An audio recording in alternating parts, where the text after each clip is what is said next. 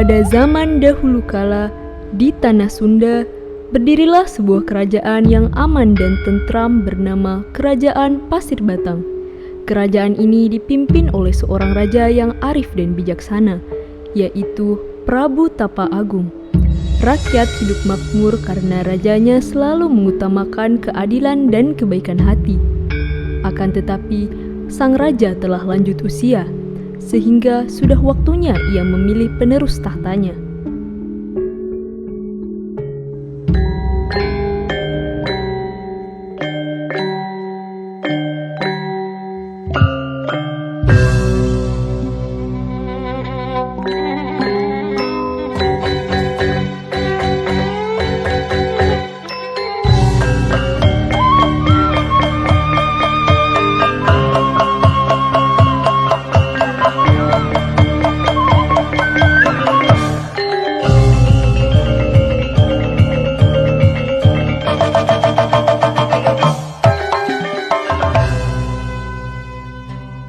Anak-anakku, waktunya telah tiba.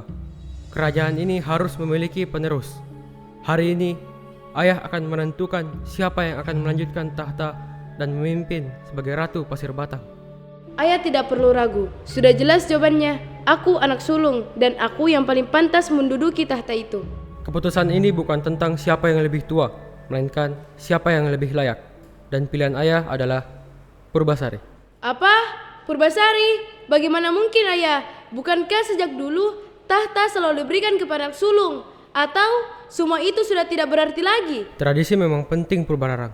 Namun, seorang pemimpin tidak dinilai dari urutan kelahiran, melainkan dari hati, kebijaksanaan, dan kasihnya kepada rakyat.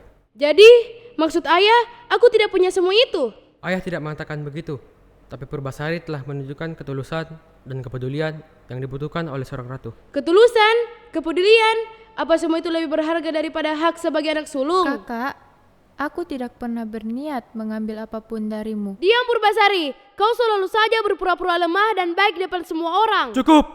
Jaga sikapmu. Baik ayah, aku akan mengingatnya, tapi aku tidak akan tinggal diam. Keputusan raja yang memilih Purbasari sebagai penerus tahta bagaikan petir di siang bolong bagi Purbararang. Hatinya dipenuhi amarah dan rasa tidak terima. Ia merasa harga dirinya direndahkan dan kedudukannya direbut. Dengan hati yang masih dipenuhi amarah dan rasa terhina, Purbararang melangkah cepat meninggalkan istana. Tanpa ragu, ia segera menemui Indrajaya tunangannya. Dengan suara bergetar menahan emosi, ia menumpahkan segala kejadian yang baru saja terjadi.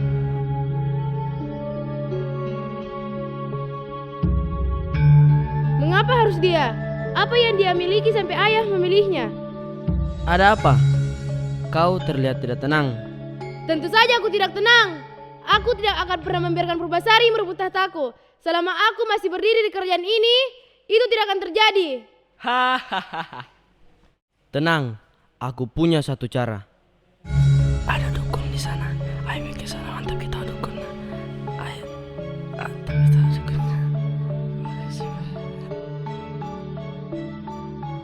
Dikuasai oleh iri hati yang semakin membara, Purbararang dan Indrajaya melangkah menuju tempat terlarang, tempat di mana kekuatan gelap bersemayam. Mereka meminta bantuan penyihir sakti bernama Nironde.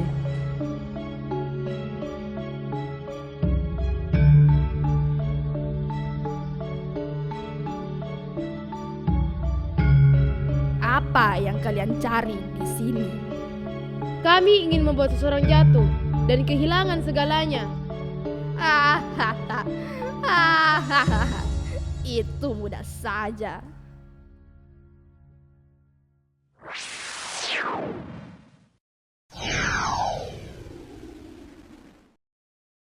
Ini ramuannya. Campurkanlah ke dalam minuman orang yang ingin kau racuni. Bagus, ini imbalanmu. Setelah minuman itu sudah dicampurkan, Purbararang membawa minuman itu kepada Purbasari yang secara tak sengaja bertemu di taman. Di balik wajah Purbararang yang penuh kebaikan itu, tersembunyi niat jahat yang tidak dapat dibenarkan.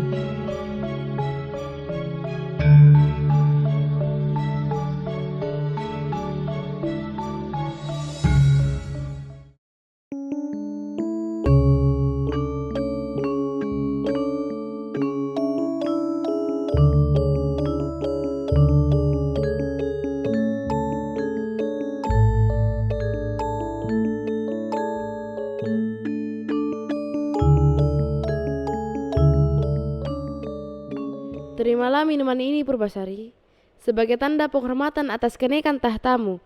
Semoga kebahagiaan yang kau rasakan hari ini benar-benar bertahan lama. Terima kasih kakak. Aku tidak menyangka kau masih peduli padaku. Silahkan dinikmati. Itu adalah minuman spesial untukmu. Sepertinya malam semakin larut. Aku harus beristirahat. Terima kasih atas minumanmu, Kak. Semoga kebaikanmu malam ini membawa ketenangan untuk kita semua. Keesokan harinya, Purbasari terbangun dengan perasaan terkejut. Tubuh Purbasari berubah. Kulitnya dipenuhi penyakit yang mengerikan, membuat siapapun yang melihatnya merasa ngeri.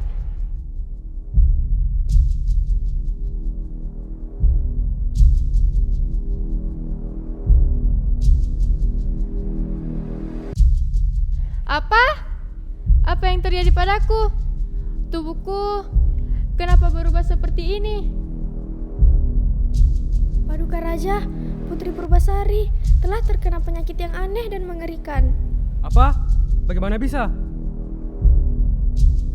Paduka, kulit Putri Purbasari dipenuhi bintik-bintik merah yang begitu mengerikan. Coba ayah lihat.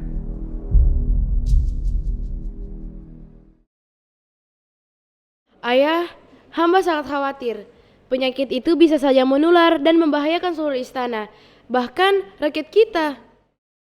Demi keselamatan kerajaan, mungkin Purbasari harus diasingkan.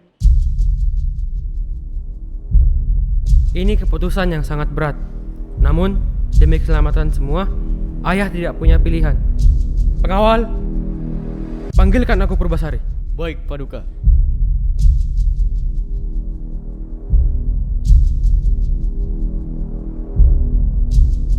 Maafkan ayah Purbasari. Demi keselamatan seluruh istana dan rakyat, ayah terpaksa mengambil keputusan ini. Kau harus diasingkan ke hutan. Jika itu memang keputusan ayah, aku akan menerimanya. Izinkan aku pamit, ayah. Penjaga hutan, Siap, Paduka. aku meminta kalian berdua mengantarkan Purbasari ke dalam hutan untuk diasingkan. Baik, Paduka.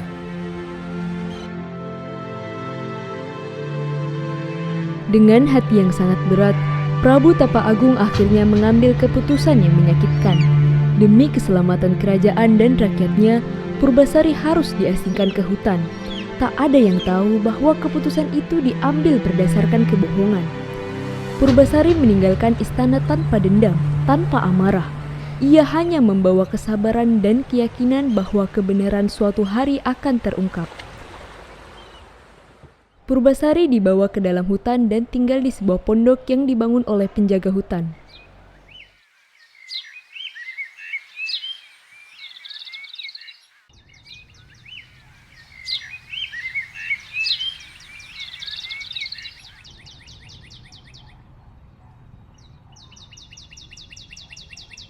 Hari demi hari, Purbasari menjalani hidupnya di tengah hutan. Kesunyian menjadi teman setianya. Hingga suatu saat, ia bertemu dengan seekor lutung hitam yang aneh namun bersikap ramah. Jangan dekat-dekat. Kamu ingin menyakitiku, kan? Tunggu. Aku tidak berniat menyakitimu. Haha. Aku adalah seekor lutung. Aku hanya ingin bermain dan menemanimu, agar kau tidak merasa sendiri di hutan ini. Haha. Melihat lutung yang bisa berbicara, membuat Purbasari semakin ketakutan. Namun, lutung berhasil menenangkan Purbasari. Kemudian mulai memperkenalkan dirinya dan menceritakan apa yang terjadi.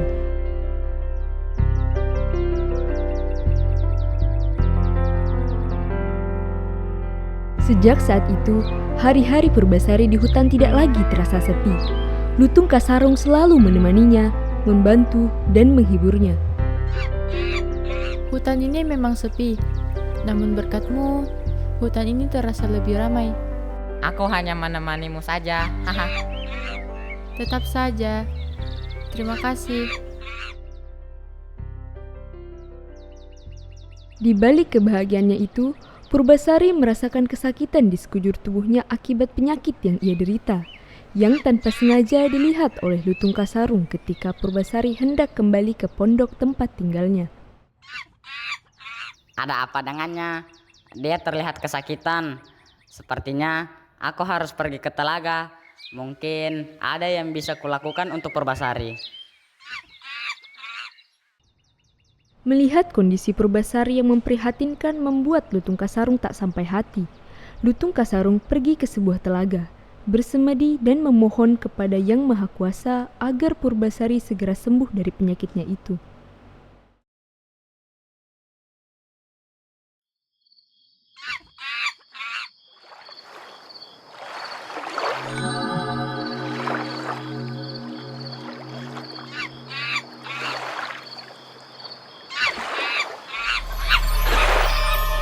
Doa pun terkabul. Telaga itu yang awalnya hanya telaga biasa, kini berubah menjadi telaga yang begitu segar dan harum.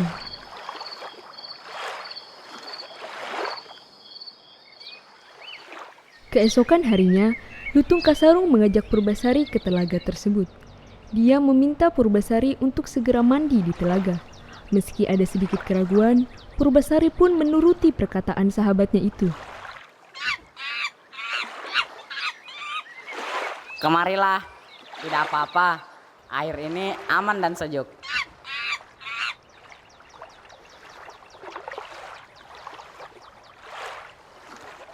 Keajaiban pun terjadi.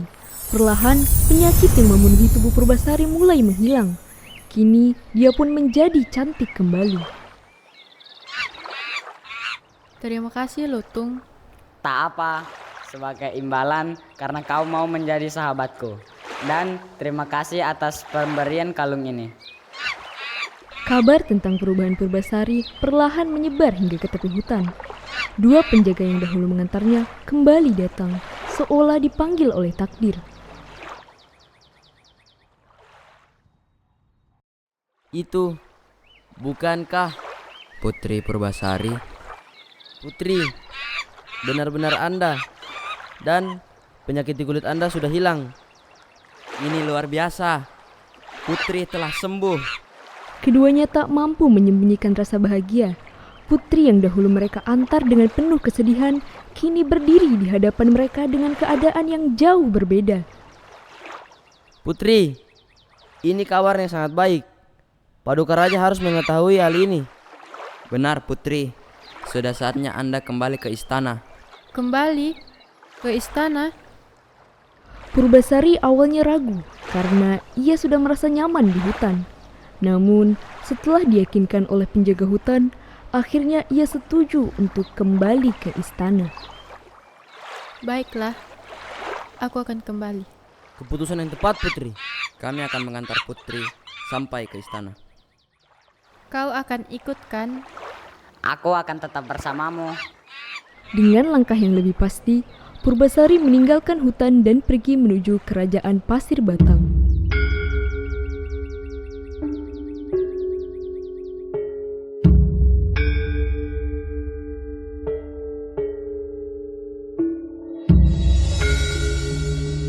Setibanya di istana, betapa terkejutnya Purbararang melihat adiknya yang telah sembuh dari penyakit aneh itu.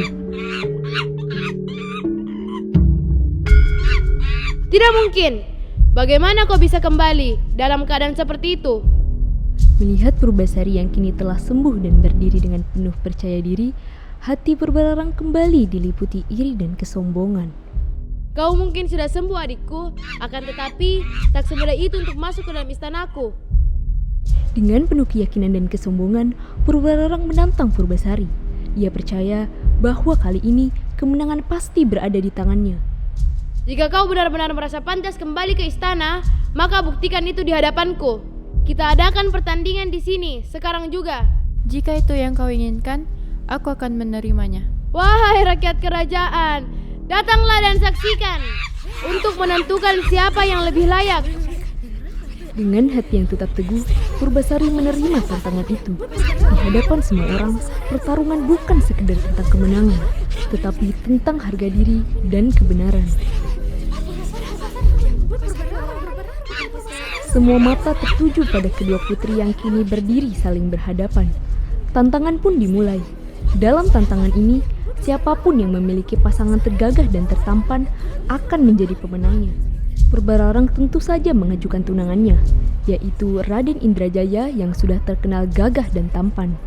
Semua saksikanlah, tantangannya yang memiliki pasangan tergagah dan tertampan, dialah pemenangnya. Setuju? Lihatlah baik-baik, inilah tunanganku, Indrajaya, tampan, gagah, dan pantas berdiri di sisiku.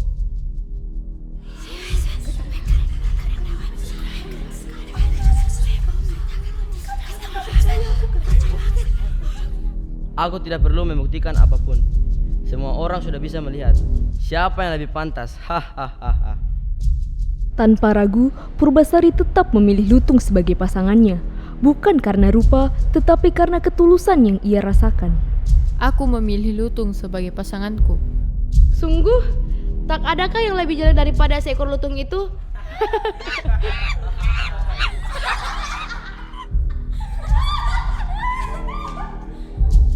Dalam diam, ia memohon untuk dikembalikan ke wujud semula.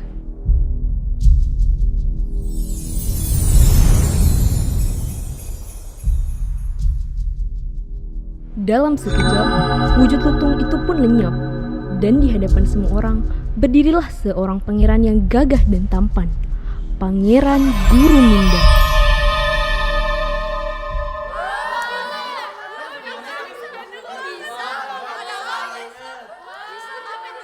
Apa? Mustahil. Ini tidak mungkin terjadi. Bagaimana bisa? Pada saat yang paling menentukan, Lutung Kasarung akhirnya menunjukkan jati dirinya. Kutukan yang selama ini membelenggunya pun terlepas. Ia berubah menjadi seorang pangeran yang gagah dan tampan, membuat semua orang terkejut. Saat itulah kebenaran terungkap, dan kebohongan Purbararang tidak lagi bisa disembunyikan. Di hadapan semua orang, kesombongan akhirnya runtuh. Purbararang tak lagi mampu menyangkal kebenaran yang terbentang di depannya. Dengan hati yang dipenuhi penyesalan, ia pun menundukkan kepala, menyadari kesalahan yang telah ia perbuat. Aku menyerah. Semua ini adalah kesalahanku. Maafkan aku, Purbasari. Aku telah menyakitimu. Kakak, tidak ada yang lebih kuinginkan selain melihatmu kembali seperti dulu. Aku memaafkanmu, sekarang dan selamanya. Maaf yang tulus itu mencarikan luka yang selama ini membeku. Untuk pertama kalinya, hati Purbararang dipenuhi kelegaan, bukan oleh kemenangan, tetapi oleh keikhlasan.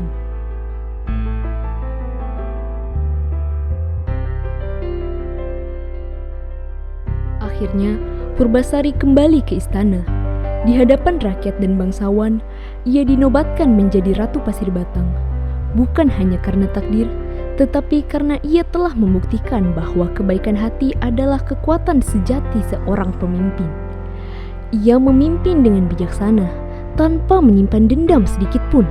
Bahkan, dengan penuh kasih, ia mengajak Purbararang untuk tetap tinggal di istana, bukan sebagai lawan, melainkan sebagai keluarga. Ketulusan dan kebaikan hatimu telah membebaskanku dari kutukan yang selama ini mengikatku. Terima kasih, Purbasari. Dari kisah Lutung Kasarung, kita belajar bahwa kesabaran dalam menghadapi cobaan, keikhlasan dalam menerima keadaan, dan kebaikan hati kepada sesama akan selalu membawa kita pada kemenangan yang sejati. Sebaliknya, iri hati dan kesombongan hanya akan berakhir pada penyesalan.